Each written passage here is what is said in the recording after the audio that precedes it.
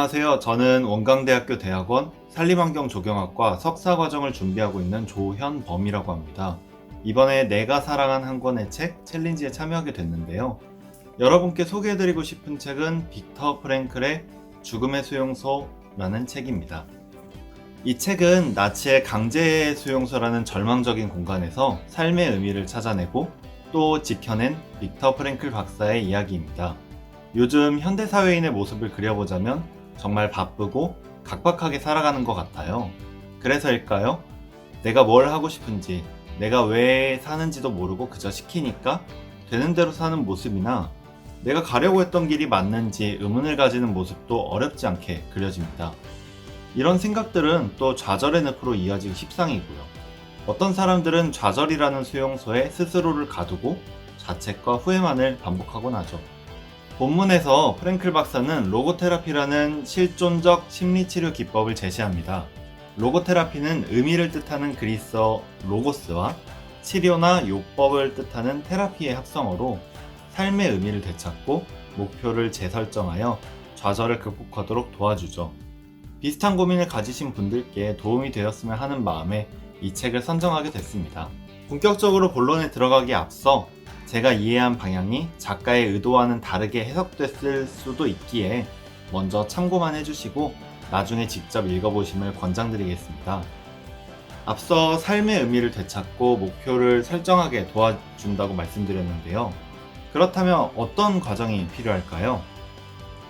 절차상 시련이 먼저 찾아옵니다. 작가는 시련과 죽음 없이 인간의 삶은 완성될 수 없다고 말합니다.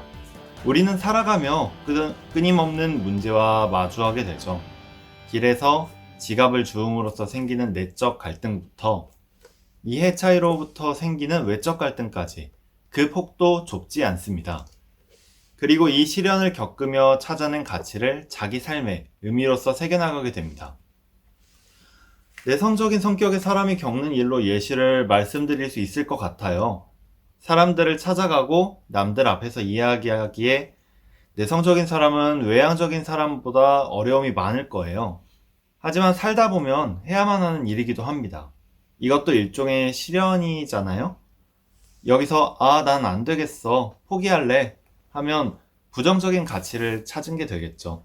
반면에 내가 남들 앞에 서는 게 어려운 만큼 준비를 더 많이 해야겠다 라고 결정한다면 긍정적인 가치를 찾은 게 아닐까 싶습니다. 또 프랭클 박사는 살아야 할 이유의 필요성에 대해 강조합니다. 수용소에서 사람의 정신력을 회복시키기 위해서는 그에게 먼저 미래에 대한 희망을 보여주는데 성공해야 한다고 말이죠. 그리고 니체의 말을 또 인용합니다. 왜 살아야 하는지 아는 사람은 그 어떤 상황도 견딜 수 있다라고요. 그는 수감자들을 치료할 기회가 있을 때마다 이들이 마주한 끔찍한 현실을 견딜 수 있는 힘을 주기 위해 그들에게 살아야 할 이유를 얘기해 줘야 한다고 말합니다. 그리고 자신의 삶에 더 이상의 느낌이 없는 사람과 이루어야 할 아무런 목적도, 목표도, 그리고 의미도 없는 사람은 곧 파멸했다고 말하며 슬퍼하기도 합니다. 한편 이런 사람들이 하는 전형적인 대답이 있다고 하는데요. 바로 나는 내 인생에서 더 이상 기대할 것이 없어요 라고 하는 대답이라고 합니다.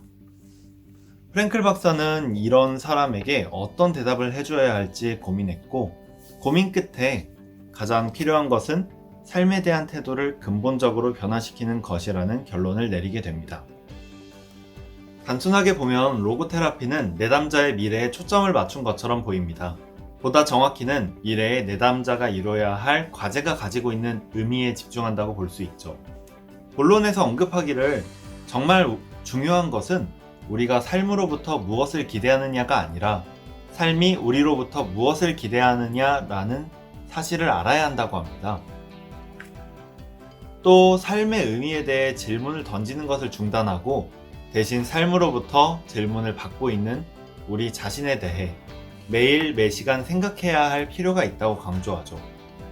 그리고 그에 대한 대답은 말이나 명상이 아니라 올바른 행동과 올바른 태도에서 찾아야 하며, 인생이란 궁극적으로 이런 질문에 대한 올바른 해답을 찾고 개개인 앞에 놓여진 과제를 수행해 나가기 위한 책임을 떠맡는 것을 의미한다라고 정의를 내린 부분이 특히 기억에 남습니다. 앞서 살아야 할 이유에 대한 대답을 여기서 찾을 수 있을 것 같습니다. 삶이 우리에게 무엇을 바라는가를 찾는 것. 하지만 우리가 삶으로부터 무엇을 기대하는지와의 차이를 이해하고 어디서 어떻게 찾을 것인가에 대한 조건이 있죠. 결국 모두 자기 자신이 찾아야 할 문제입니다. 막연한 일이지만 시도해볼 만한 가치는 있다고 생각합니다. 저는 거창한 결과를 원하지는 않습니다. 다만 하루하루 살아가면서 작은 가치를 하나씩 찾아보려고 합니다. 이렇게 살다 보면 평생에 한 번 정도는 삶의 의미와 만날 수 있지 않을까 싶네요. 그럼 이 책이 여러분의 삶의 한 획을 긋는데 도움이 되기를 바라며 이만 줄이도록 하겠습니다. 감사합니다.